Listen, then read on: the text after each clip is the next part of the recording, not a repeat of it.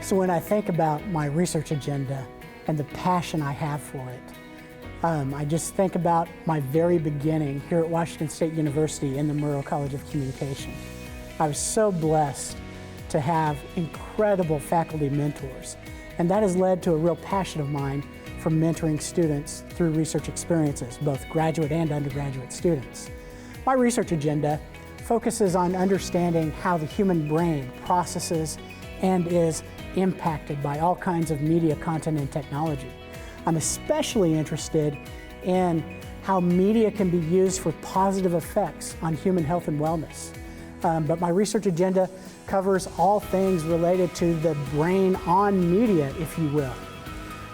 It's just such an exciting area of research. I use a paradigm called media psychophysiology, which actually looks at how the human nervous system reveals the impact of media content and technology on individuals as they in real time interact with any form of media on any kind of platform. The real concrete implications of this research agenda go far beyond contributions that I love making to basic science on media processes and effects, to actually having real-world implications for the design of what, in my consulting work, I've termed brain-friendly media. Brain-friendly media is media that has been specifically designed to have positive impacts and the desired effects on the audience based on understanding how the human brain actually works and functions when people are interacting with media content and technology.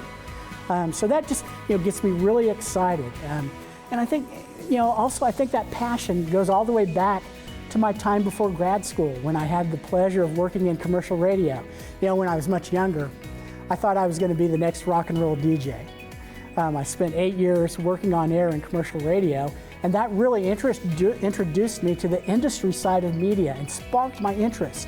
And then when I came to graduate school, right here in the Murrow College at Washington State University for my master's, I met a professor named Dr. Annie Lang, and she taught me how I could translate my industry creative interests in media into this very rigorous scientific approach to understanding the influence and impact of media.